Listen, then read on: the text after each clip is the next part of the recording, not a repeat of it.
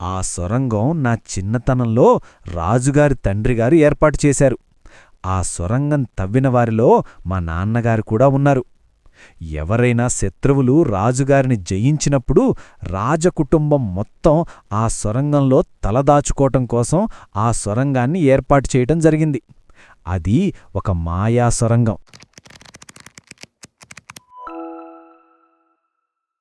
సునంద ఆ సొరంగం గుండా కొంత దూరం ప్రయాణించిన తర్వాత తను వచ్చిన దారి మర్చిపోతుంది. అంతేకాకుండా చీకటిలో ఎంత దూరం ప్రయాణించింది అనే విషయం కూడా గుర్తులేదు. ముందుకు వెళితే ఏమొస్తుందో తెలీదు, వెనకకు ఎలా వెళ్లలో తెలీదు. నీరసం వచ్చి ఉన్న చోటనే కూర్చుండిపోతుంది. ఆ సమయంలో సునంద మనసులో ఇలా అనుకుంటుంది, నేను అనవసరంగా మా రాజభవనాన్ని వదిలి వచ్చాననుకుంటా. నేనేమైనా తప్పు చేస్తున్నానా? ఖచ్చితంగా అయితే కాదు. నేను ఇలా చెయ్యాలి అని నా జాతకంలో ముందే రాసి ఉందేమో అని మనసులో అనుకుంటుంది సునంద. ఇదలా ఉండగా మరొకవైపు కోటయు, నన్ను క్షమించండి మహారాజా. మన యువరాణిగారు ఉద్యానవనంలో విహరిస్తూ ఉండగా ఒక మాంత్రికుడు వచ్చి యువరాణిగారిని అపహరించుకొనిపోయాడు. అతని దగ్గర అతీత శక్తులుండటం వలన నేను యువరాణిగారిని కాపాడలేకపోయాను. ఈ మాట వినగానే రాజుగారు కోపంతో, యువరాణిగారిని కాపాడలేకపోయాను అని ఎంత ధైర్యంగా చెబుతున్నావు? తక్షణమే ఇతన్ని చెరసాలలో బంధించండి అని రాజుగారు ఆజ్ఞాపిస్తాడు. నన్ను క్షమించండి మహాప్రభూ. నాకు చేతనైనంతలో నేను యువరాణిగారిని కాపాడటం కోసం ప్రయత్నించాను. నన్ను క్షమించి నామీద కాస్త జాలి చూపించండి. అయినప్పటికీ రాజుగారు అతని మాటను వినకుండా జయుడిని చెరసాలలో బంధిస్తాడు. మరొకవైపు యువరాణి ఆ సొరంగంలో ఆకలితో అలమటిస్తూ ఉంటుంది. కనీసం వచ్చేటప్పుడు ఒక 2 రోజులకు సరిపడా ఆహారం తెచ్చుకున్నా బాగుండేది. ఈ ఆకలితో ఇక్కడే చనిపోయేట్లున్నాను. ఏదో విధంగా నా జయుడిక్కడకు వచ్చి నన్ను విడిపించుకుని వెళ్తాడు. అప్పటివరకు నేను ఎలాగైనా ప్రాణాలతో ఉండాలి అని అనుకుని యువరాణి తన ప్రయాణాన్ని ముందుకు సాగిస్తుంది. చెరసాలలో బందీగా ఉన్న జయుడు ఇలా అనుకుంటాడు, ఇప్పటికే 2 రోజులైంది. యువరాణిగారి ఆచూకీ తెలియలేదు. ఒంటరిగా సురంగంలోకి వెళ్ళింది. ఒకవేళ మా ఇంటికి వెళ్ళి నా గురించి ఎదురుచూస్తుందేమో. ఎలా అయినా నేను ఇక్కడ్నించి తప్పించుకుని బయటకు వెళ్ళాలి అని మనసులో అనుకుంటారు. రాజుగారు మంత్రిమండలి అందర్నీ పిలిచి ఎవరైతే యువరాణిని వెతికి క్షేమంగా తనకి అప్పచెప్పుతారో అతనికి ఈ రాజ్యంతో పాటు తన కూతురుని ఇచ్చి వివాహం చేస్తాని బహిరంగంగా ప్రకటిస్తాడు. అది మొదలు రాజ్యంలో ఉన్న యువకులు సైతం రాణిగారి ఆచూకీ కోసం వెతకటం మొదలుపెడతారు. ఆ సమయంలో బందీగా ఉన్న జయుడు ఆ పక్కనే కాపలాగా ఉన్న భటుడితో ఈ విధంగా మాట్లాడతాడు. చూడు, మన యువరాణిగారు ఆపదలో ఉన్నారు. వారిని ఎలాగైనా మనం కాపాడాలి. ఈ కోటలో ఆ మాంత్రికుణ్ణి ఎవరైనా చూశారు అంటే అది నేనే. కేవలం నేను మాత్రమే మన యువరాణిని కాపాడగలను. నన్ను ఈ చెరసాల నుంచి విడిపించు. రేపు నేను రాజు అయితే ఖచ్చితంగా నిన్ను నేను నా సైన్యాధ్యక్షుడిగా నియమించుకుంటాను. నన్ను క్షమించు జయా. నేను రాజుగారి ఆజ్ఞని జవదాటి ఆయన కోపానికి బలికాదలుచుకోలేదు. నన్ను క్షమించు జయా. నేనీ విషయంలో నీకు ఎటువంటి సహాయం చెయ్యలేను. సరే, నీ ఇష్టం. నేను ఈ బంధి నుంచి ఎలాగైనా తప్పించుకుపోతాను. నీవు కాకపోతే రాత్రిపూట వచ్చే భటుడికి ఆ అవకాశమిస్తాను. కాని ఒక్కటి మాత్రం నిజం. నేను రాజైన తరువాత నీవు ఇదే చెరసాలలో నీ మిగతా జీవితం గడపటం మాత్రం ఖాయం. అది గుర్తుపెట్టుకో. భటుడు జయుడు చెప్పిన మాటలకు కొంతసేపు ఆలోచించి, సరే జయ, నీవు చెప్పినట్టే నేను నిన్ను విడిపిస్తాను. ఎవరికంటా పడకుండా జాగ్రత్తగా వెళ్ళు. రేపు నీవు రాజు అయిన తర్వాత నీవు నాకిచ్చిన మాటను నెరవేర్చు అని చెప్పి జయుడుని ఆ చెరసాల నుంచి విడిపిస్తాడు. జయుడు చెరసాల నుంచి తప్పించుకొని తన ఊరికి బయల్దేరతాడు. యువరాణి కనిపించకుండా పోయి నేటికి 3 రోజులయ్యింది. ఆ మాంత్రికుడు యువరాణిని ఏం చేస్తాడో అని భయంగా ఉంది. అసలు ఏమైనా తిన్నదో లేదో.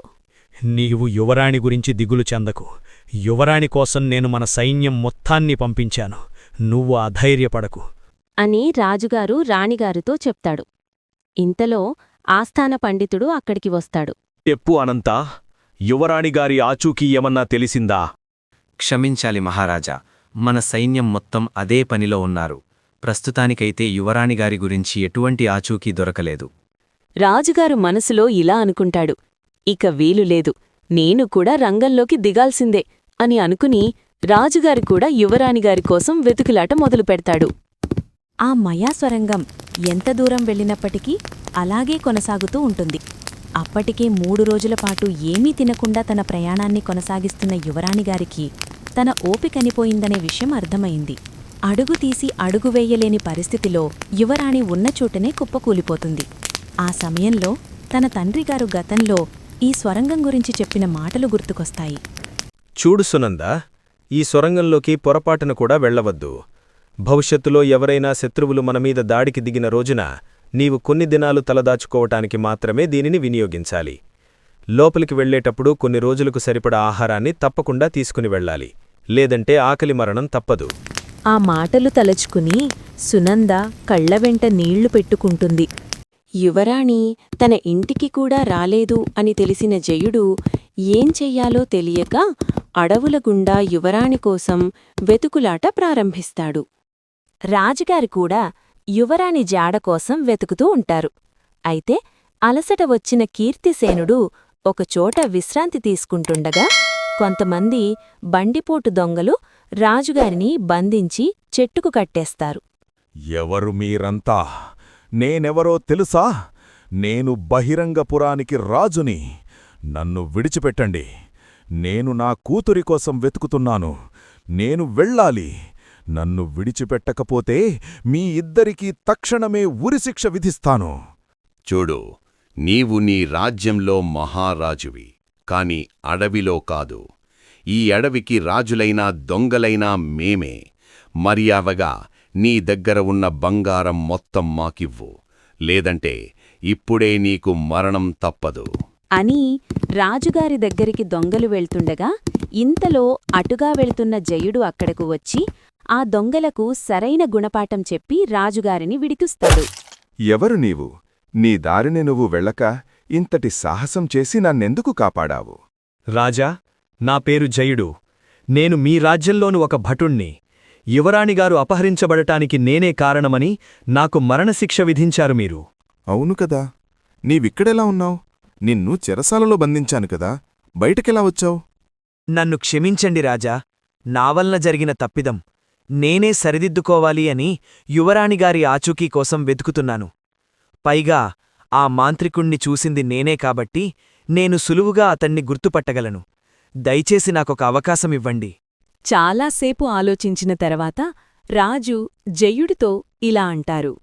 చూడు, చెరసాలలో తప్పించుకోవడం తప్పే అయినప్పటికీ నీవు నా ప్రాణాన్ని కాపాడావు. కావున నేను నీ శిక్షను రద్దు చేస్తున్నాను. కాని నీకు ఒకరోజు గడువు మాత్రమే ఇస్తున్నాను. ఈలోగా నీవు యువరాణిని తీసుకొచ్చి నాకు అప్పజెప్పితే ఈ రాజ్యాన్ని నీకివ్వటమే కాకుండా యువరాణిని నీకిచ్చి వివాహం కూడా చేస్తాను. ధన్యుడిని మహాప్రభో. ఈ సంభాషణ అయిన తర్వాత రాజుగారు కోటకు తిరుగుబయల్దేరుతారు. జయుడు మాత్రం అడవికి తూర్పు దిశగా తన ప్రయాణాన్ని కొనసాగిస్తాడు. జయుడలా వెళ్తూ ఉండగా అతనికొక ముసలివాడు దాహం దాహం అని మూలుగుతూ ఉండగా అది విన్న జయుడు ఆ ముసలివాడికి తాగడానికి నీళ్ళిస్తాడు. ఏంటి పెద్దాయనా, ఈ దట్టమైన అడవిలో నీవేం చేస్తున్నావు? అసలిక్కడ ఒక్కడివే ఎలా ఉన్నావు? అని జయుడు ఆ ముసలివాడిని ప్రశ్నించగా ఆ ముసలివాడు, అయ్యా, మాది పక్కనే ఉన్న ఒక చిన్న కుగ్రామం. నేను వారానికొకసారి కట్టెలు కోసమని ఈ అడవిలోకి వస్తాను. అయితే ఈరోజు వస్తూ నా కూడా మంచినీరు తెచ్చుకోవటం మరచిపోయాను. అలసిన నా శరీరం ఒక్కసారిగా అదుపు తప్పింది. ఇంతలో నువ్వు వచ్చి నా దాహాన్ని తీర్చావు. నీకు రుణపడి ఉంటాను. ఇంతకు నీవు ఏ పని నిమిత్తం ఈ అరణ్యంలో సంచరిస్తున్నావు? అని అడుగగా జయుడు జరిగిన విషయం మొత్తం చెప్తాడు. అప్పుడా ముసలివాడు, ఆ సొరంగం నా చిన్నతనంలో రాజుగారి తండ్రిగారు ఏర్పాటు చేశారు. ఆ సొరంగం తవ్విన వారిలో మా నాన్నగారు కూడా ఉన్నారు. ఎవరైనా శత్రువులు రాజుగారిని జయించినప్పుడు రాజకుటుంబం మొత్తం ఆ సొరంగంలో తలదాచుకోవటం కోసం ఆ సొరంగాన్ని ఏర్పాటు చేయటం జరిగింది. అది ఒక మాయా సొరంగం. ఆ సొరంగంలోకి వెళ్ళినవాళ్లు ఇప్పటివరకు బయటకు రాలేదు. నాకు తెలిసి ఆ యువరాణిగారు సొరంగం నుంచి బయటకు వచ్చి ఉండరు. ఆ సొరంగంలోనే ఎక్కడో ఉండి ఉంటారు. నేను వెంటనే వెళ్ళి యువరాణిగారిని కాపాడుతాను. అప్పుడు ఆ ముసలివాడు, అది అంత సులభం కాదు. చెప్పాను కదా, అది ఒక మాయాస్వరంగం. నీవు లోపలికి వెళ్ళినా వెనక్కి తిరిగి చూసేసరికి నీవు వెళ్ళిన మార్గం మాయమైపోతుంది. నీవు కూడా యువరాణిగారిలాగా దారి తప్పుతావు. దీనికి ఒక్కటే పరిష్కారం. అదేమిటో త్వరగా చెప్పండి. అదెంతటి కష్టమైన పనైనా నేను చేస్తాను. అని జయుడు అడుగక, ఆ స్వరంగానికి ఇంకొక దారి ఆ కనపడే తూర్పు కొండల మధ్య ఉంది. మనలాంటి మానవులెవరూ ఆ సొరంగాన్ని గుర్తించలేరు. కాని శ్వేతగుర్రంగా పిలవబడే ఒక తెల్లటి గుర్రం మాత్రమే ఆ దారిని కనుక్కోగలదు. ఆ గుర్రానికి మాత్రమే అంతటి శక్తులున్నవి. అవునా? మరి ఆ గుర్రాన్ని కనుక్కోవటమెలా? ఆ గుర్రాన్ని కనుక్కోవటం అంత సులభైన పని కాదు. అది తూర్పు కొండల మధ్య తిరుగుతున్నట్లు మా ఊర్లో జనాలు మాట్లాడుకుంటుంటే విన్నాను. ఆ గుర్రాన్ని కనుగొనటం చాలా కష్టమైన పని. అయినా సరే నేను ఎలాగైనా ఆ గుర్రాన్ని కనుగొని యువరాణిగారి ప్రాణాన్ని కాపాడుతాను అని చెప్పి జయుడు తూర్పు కొండల వైపు తన ప్రయాణాన్ని కొనసాగిస్తాడు. జయుడు అలా ప్రయాణించి అలసిపోయి ఒక చెట్టు కింద సేద తీరుతుండగా ఇంతలో ఒక గొంతు జయుడికి వినిపిస్తుంది. ఏమిటి జయా, అలసిపోయావా? జయుడికి ఏమీ అర్థం కాదు. చుట్టూ మనుషులు ఎవరూ లేరు, కాని మాట వినిపిస్తోంది. ఎవరు నువ్వు? నాతో దాగుడుమూతలు ఎందుకాడుతున్నావు? నాకు నీతో ఆటలాడే సమయం లేదు. మర్యాదగా నువ్వు ఎవరో చెప్పు. లేదంటే నేనుగాని నా అంతట నిన్ను కనుక్కుంటే నా చేతిలో నీకు మరణం తప్పదు. నన్ను కనుగోవటం నీ వల్ల కాదు. నేనేదో నీకు సహాయం చేద్దామననుకుంటుంటే నీవేంటి జయా నా మీద ఆగ్రహం చూపిస్తున్నావు? అసలు నా పేరు నీకేలా తెలుసు? నాకు నీ పేరూ తెలుసు, నీ కథా తెలుసు. నీవు శ్వేతగుర్రాన్ని వెతుక్కుంటూ ఇక్కడికి వచ్చావనే విషయం తెలుసు. అవునా? అసలు నువ్వెవళూ? నేను ఈ ప్రకృతికి యువరాణిని. నేను సాధారణ మానవులకు కనిపించను, కాని వారికి సహాయం చేయగలను. నేను వేసే పొడుపు కథలను విప్పినవారికి వారు కోరుకున్నది దొరుకుతుంది. దీనికి నీవు సిద్ధమైతే మొదలెడదాం. నేను సిద్ధమే, ప్రారంభించు. గోడమీద బొమ్మ, గొలుసుల బొమ్మ, వచ్చిపోయేవారికి వడ్డించు బొమ్మ. ఏమిటది? తేలు. అయితే ఇది చెప్పు. సూర్యుడు చూడని గంగ, చాకలి ఉతకని మడుగు. కొబ్బరికాయ నీళ్ళు. అవునా? అయితే ఈ చివరి పొడుపు కథ కూడా విప్పు. కోటలేని రాజుకు కిరీటముంది. కోడిపుంజు. నేను అడిగిన పొడుపు కథల అన్నింటినీ చెక్కచెక్కా విప్పి నీ తెలివితేటలతో నీకు కావలసి ఉంది దక్కించుకున్నావు అని చెప్పి శ్వేతగుర్రాన్ని జయుడికి బహుమతిగా ఇస్తుంది. ఆ గుర్రాన్ని తీసుకుని జయుడు సొరంగానికి 2వ ద్వారం గుండా ప్రవేశిస్తాడు. సొరంగంలో చాలా దూరం ప్రయాణించిన జయుడికి ఎట్టకేలకు స్పృహ తప్పి పడిపోయిన యువరాణి కనిపిస్తుంది. జయుడు యువరాణిని రాజుగారికి అప్పజెప్తాడు. యువరాణి స్పృహలోకి వచ్చిన తర్వాత, నేను నా స్వార్థం కోసం వేరొకరి ప్రాణాల్ని బలి తీసుకోవాలనుకున్నాను. దానికి ప్రతిఫలమే నా కూతురికి ఇలా జరిగినది. నన్ను కూడా క్షమించండి మహారాజా. నేను అబద్ధం చెప్పటం వల్లనే యువరాణిగారి ప్రాణాల మీదకు వచ్చింది. ఇందులో నా తప్పిదం కూడా ఉంది. లేదు జయ, ఇందులో నా తప్పిదం కూడా ఉంది. తల్లిదండ్రుల్ని కాదని స్వంత నిర్ణయాలు తీసుకునేవారికి ఇలాంటి సమస్యలు తప్పము. రాజుగారు ఇచ్చిన మాట ప్రకారం యువరాణిగారి ప్రాణాలని కాపాడిన జయుడికి తన రాజ్యంతో పాటు యువరాణిని ఇచ్చి వివాహం చేస్తాడు. జయుడు తను చెరసాలలో ఉన్నప్పుడు తనకు సహాయం చేసిన భటుడిని సేనాధిపతిగా నియమించుకుంటాడు. ఆ తర్వాత జయుడు ఆ మాయా సొరంగాన్ని శాశ్వతంగా మూసివేస్తాడు.